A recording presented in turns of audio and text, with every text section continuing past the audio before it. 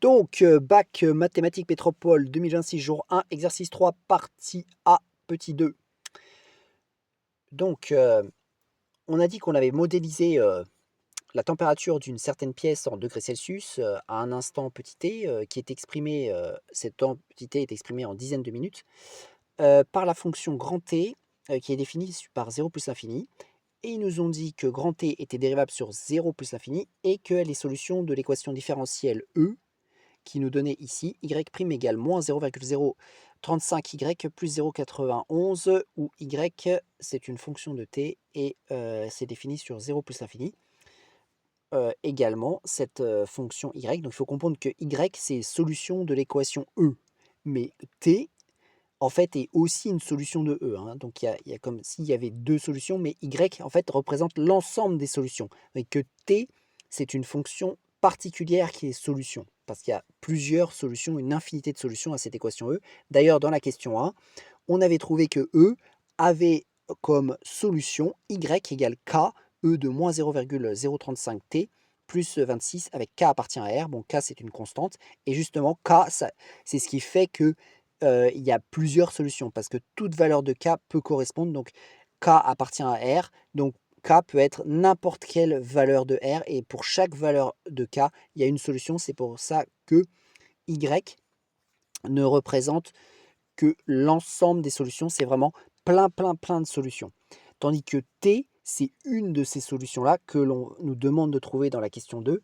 Et ils disent justement dans la question 2, en déduire que pour tout nombre réel t, de 0 plus l'infini, t de t, c'est-à-dire la fonction température en fonction de la variable t, donc là c'est pas un x, c'est un t, puisqu'ils ont choisi que la variable était t, puisque ça représente le temps, égale 26 moins 8 e de moins 0,035. Donc du coup, nous, il faut qu'on trouve que grand t a cette expression-là. Eh bien, donc nous, on sait que grand t est solution de E. Voilà, solution de E. Donc, étant donné qu'on a déjà trouvé l'ensemble des solutions de E ici, ça veut dire que on en déduit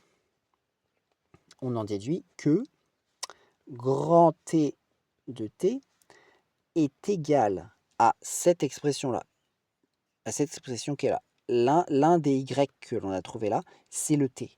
Donc, est égal à K, ça peut être une autre constante, il y en a qui ont mis C. Hein.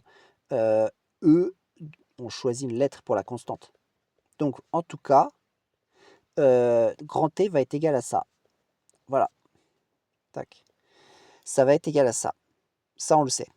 Avec K appartient à R, mais ce n'est pas n'importe quel cas. C'est un cas bien donné. Par exemple, ça peut être 1, 2, mais ce ne sera pas tous les cas comme c'était le cas avec Y. Ce sera un cas bien spécial.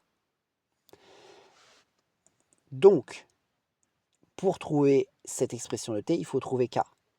Comment on fait pour trouver K? On trouve ce qu'on appelle une solution, enfin ce qu'on appelle une condition initiale. Et ils nous ont donné dans l'énoncé qu'on sait que t de 0 est égal à 18. On peut dire or, d'après l'énoncé, t de 0 égale 18. Ça va nous permettre de trouver ce cas bien spécifique que l'on cherche. Ce qui veut dire que si je reprends l'expression de t, on va avoir k, e de moins 0,035 fois, et là, puisque t, le petit t est égal à 0, je remplace le petit t par 0, plus 26. 26 égale, je continue, je calcule, je réduis.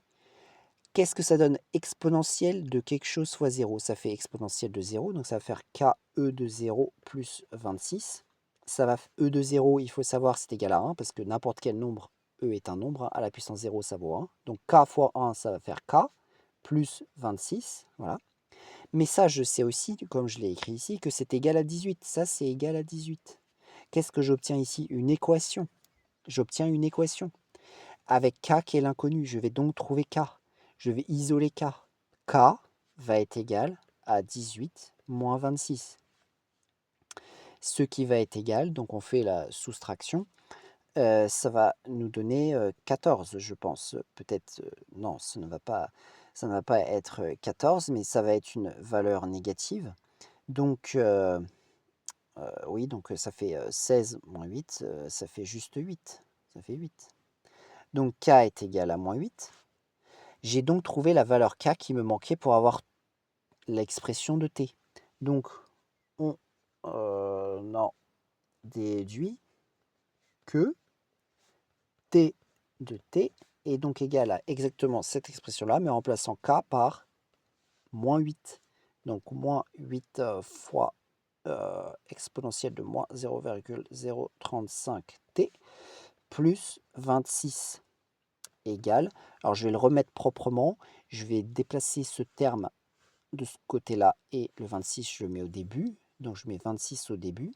Quand on déplace un terme, le signe suit qui est devant suit avec lui, mais il est inutile de mettre un plus devant un nombre qui n'a pas d'autre nombre devant lui, ça revient au même. Donc là pareil, je déplace de ce côté-là en suivant avec le moins qui va suivre le 8, hein. Donc ça va donner moins 8 exponentielle, je ne suis pas obligé de mettre le fois là, de 0,035t. Donc j'ai bien grand T de t qui est égal à 26 moins 8 exponentielle de moins 0,035 comme il nous demandait dans l'énoncé. Donc j'ai bien répondu à la question 2 de partie A de l'exercice 3 du bac mathématiques métropole 2026 jour 1.